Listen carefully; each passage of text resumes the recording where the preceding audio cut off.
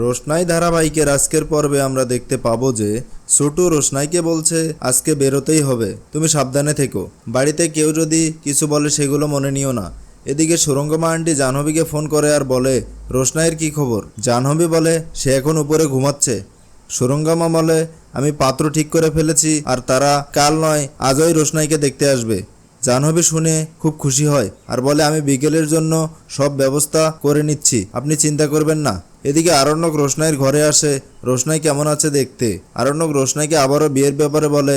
রোশনাই বলে আমার বিয়েটা হয়ে গেলে তো আপনি শান্তিতে বিয়েটা করতে পারবেন, আপনি এত কেন মাথা ঘামাচ্ছেন।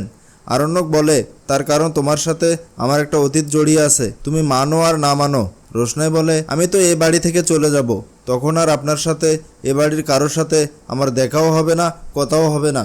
আরণ্যক বলে দেখা না হলে আমি তোমাকে দূর থেকে দেখব, দূর থেকে তোমার ভালো চাইবো।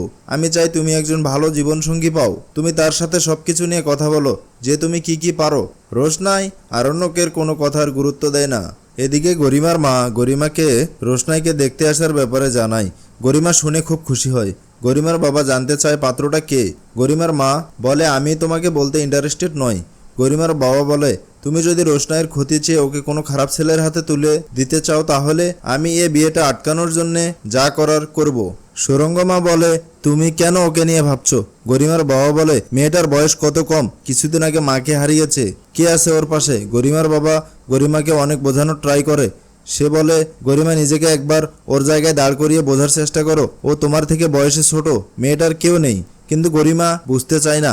সে তার বাবাকে বলে রোশনাইয়ের সাথে আরণ্যকের মন্দিরে অলরেডি বিয়ে হয়ে গেছে। রোশনাই আইনগত আরণ্যকের স্ত্রী। আরণ্যক যদিও বলে ও আমাকে ভালোবাসে, কিন্তু কোনোদিন রোশনাই যদি স্ত্রীর অধিকার দাবি করে তাহলে তো আরণ্যক অস্বীকার করতে পারবে না, তখন আমরা কি করব। তো দর্শক, এই ছিল রোশনাই ধারাবাহিকের আজকের আপডেট। পরবর্তী ধারাবাহিকগুলোর আপডেট পেতে আমাদের চ্যানেলটি এক্ষুনি সাবস্ক্রাইব করে আমাদের পাশেই থাকুন।